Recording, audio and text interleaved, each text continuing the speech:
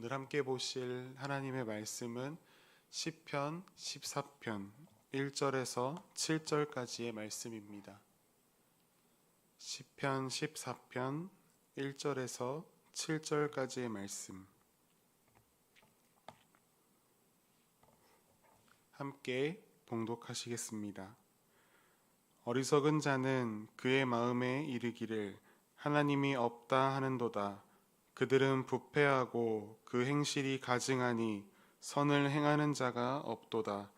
여호와께서 하늘에서 인생을 굽어 살피사 지각이 있어 하나님을 찾는 자가 있는가 보려 하신즉 다 치우쳐 함께 더러운 자가 되고 선을 행하는 자가 없으니 하나도 없도다. 죄악을 행하는 자는 다 무지하냐. 그들이 떡 먹듯이 내 백성을 먹으면서 여호와를 부르지 아니하는도다. 그러나 거기서 그들은 두려워하였으니 하나님이 의인의 세대에 계심이로다.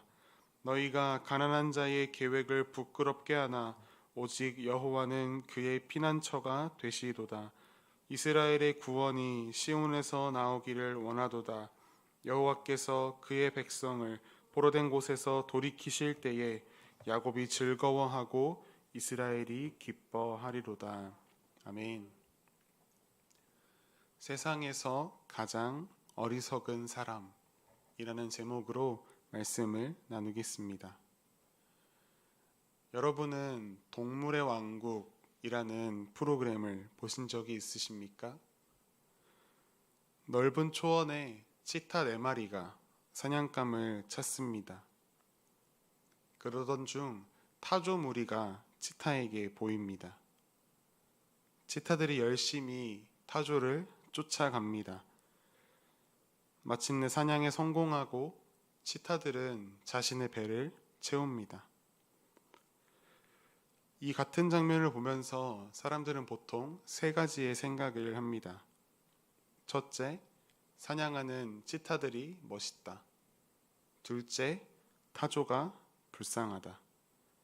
셋째, 사냥하는 장면을 봐서 그런가 나도 배가 고파지는 것 같다. 이렇게 같은 장면을 보면서도 생각하는 것이 다 다릅니다. 함께 그림 한 장을 보시겠습니다. 그림에는 4명의 사람이 있습니다.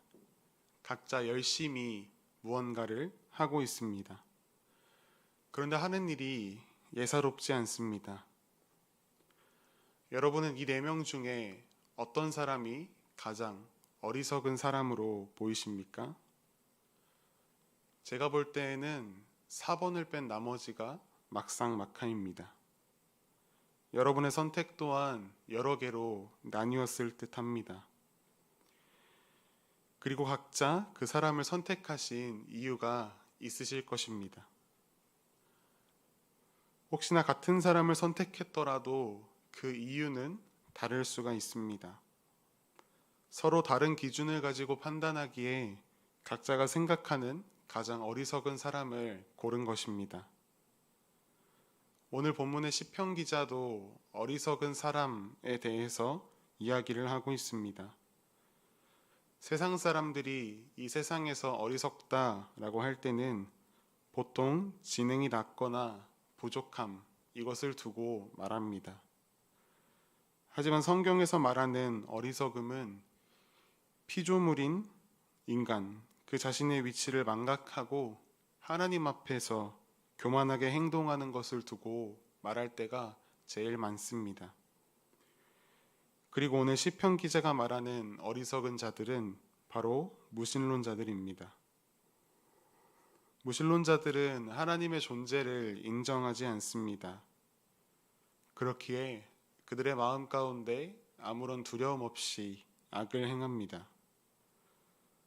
로마서 1장 말씀을 보면 하나님께서 자신을 알 수 있도록 그들 속에 보이셨다고 말합니다. 이러한 말씀에 입각해 보면 무신론자들은 하나님이 존재하는 것, 그것을 인식하고는 있지만 하나님의 존재를 일부러 부인하는 사람들입니다. 마치 하나님이 존재하지 않는 것처럼 살아갑니다. 결국 자신이 하나님이 되어서 자신이 행하는 모든 일이 옳다고 여깁니다. 결국 자기 자신이 온 세상의 척도가 됩니다. 오늘 본문 1절 말씀에 그러한 사람들의 마음이 부패했다 말합니다. 하나님의 의지, 하나님의 거룩함에 정면으로 맞서는 무신론자들의 마음은 마치 몸이 썩어져가는 문둥병과 같이 그 마음이 부패합니다. 그리고 결국에는 멸망합니다. 왜 멸망합니까? 온 세상의 역사와 인간의 생사화복을 주관하시는 분이 우리 하나님이시기에, 이것이 사실이고 진리이기에 심령이 부패한 자가 멸망하는 것 또한 반드시 일어납니다. 또한 그런 무신론자들의 행위가 가증하다 성경이 기록합니다. 자신이 기준이 되어서 살아가는 그 행위는 하나님께서 보시기에 기뻐하실 만한 행동이 될 수 없습니다. 여호와 하나님께서 이 땅을 바라보시면서 하나님을 찾는 자가 있는지 찾아보십니다. 하지만 다 치우쳐 함께 더러운 자가 되었고 선을 행하는 자가 없으니 하나도 없다 말합니다. 하나님의 백성들조차도 그들과 함께 더러워졌습니다. 시편 기자가 바라본 실상은 이렇게 절망스럽습니다. 그러나 반전이 있습니다. 5절 말씀에 악인들이 두려워합니다. 무엇 때문에 두려워하는가? 그 이유가 뒤이어서 설명됩니다. 하나님이 의인의 세대에 계심이로다. 하나님께서 의인의 삶 속에 깊이 개입하십니다. 개인의 삶뿐만 아니라 의로운 자들이 모인 집단에 이르기까지 역사하십니다. 하지만 그럼에도 불구하고 악인들은 계속해서 가난한 자, 이스라엘 민족의 계획을 부끄럽게 합니다. 도전할 때마다 실패하도록 계속해서 방해하고 차단합니다. 그러나 가난한 자는 결코 무너질 수 없습니다. 왜냐하면 6절 말씀에 기록된 바와 같이 여호와께서 가난한 자들의 피난처가 되시기 때문입니다. 사람들끼리는 서로가 서로에게 피난처가 될 수 없습니다. 오직 여호와 하나님만이 나의 피난처가 되십니다. 그리고 마침내 이스라엘과 연약하신 하나님께서 이스라엘을 구원하시고 해방시키실 것입니다. 승리를 안겨주실 것입니다. 그날에 야곱이 즐거워하고 이스라엘이 기뻐하리라 말씀합니다. 마찬가지로 우리가 이 세상에서 이 시대의 영적 이스라엘 백성으로 살아갑니다.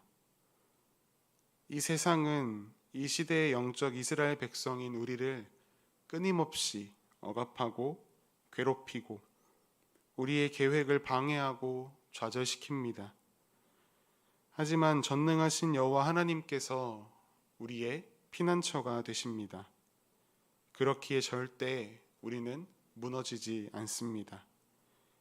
결국 승리할 것입니다. 사람들은 신이 없다고 많이들 이야기합니다. 하나님을 믿는 우리를 하나님께 모든 삶을 맡겨드린다고 고백하는 그런 우리를 보면서 손가락질합니다. 어리석다고 말합니다. 하지만 그것은 세상의 기준입니다. 시편 118편에는 여호와께 피함이 사람을 신뢰함보다 나으며 여호와께 피함이 방백들을 신뢰함보다 낫도다 라고 고백합니다. 기준을 틀어 하나님께 맞추십시오. 또한 여러분의 시선 또한 하나님께로 돌리십시오. 세상은 여호와께 피하는 자를 어리석은 자라고 말하지만 하나님의 기준에서 바라볼 때에는 그것이 결코 어리석음이 아닙니다. 그것이 지혜로운 행동이며 그것이 우리가 취해야 할 행동의 정답입니다. 세상은 계속해서 말합니다. 내 인생 너가 살아가야지. 누구에게 맡기냐? 어리석다. 바보 같다. 하지만 하나님께 맡기지 않는 삶이 진짜 어리석음임을 우리는 늘 기억해야 합니다. 한 사람이 있습니다. 교회에 가려고 집을 나서는데 비가 억수같이 내립니다. 눈앞이 안 보일 정도로 퍼붓는 비가 금방 그칠 것 같지 않습니다. 예배 시간이 점점 다가오는지라 거센 비를 뚫고 우산을 쓰고 가기로 결정합니다. 양복 바지를 두세 번 접어 올리고 이제 태어난 지 100일 된 아기를 품에 안고 어깨에는 성경 가방을 메고 출발합니다. 바람이 거세게 붑니다. 혹시나 아기가 비를 맞을까 우산을 이리저리 옮겨가며 아버지는 애씁니다. 혹시나 아기를 떨어뜨릴까 꼭 움켜잡고 조심스럽게 교회로 갑니다. 그러던 중에 아기가 잘 있는지 살펴봅니다. 그 요란하고 정신없는 상황 속에서 아기는 평화롭고 행복한 표정으로 아빠의 품에서 새근새근 잘 자고 있었습니다. 모든 것을 아빠에게 맡기고 아빠를 전적으로 믿고 아빠의 품속에 있으니 아기가 평안히 잡니다. 우리의 삶도 마찬가지입니다. 우리의 삶을 하나님께 맡길 때, 하나님을 전적으로 믿고 의지할 때, 하나님의 품에 거할 때 우리의 삶은 어떠한 풍파 속에서도 늘 평안합니다. 어떤 하루를 오늘 살아가시겠습니까?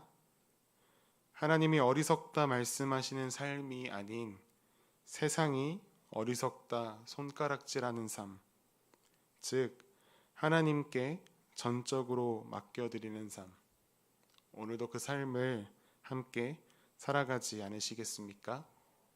오늘 그 하루를 살아가며 하나님의 기쁨이 되어드리는 우리 모두가 되기를 간절히 소망합니다.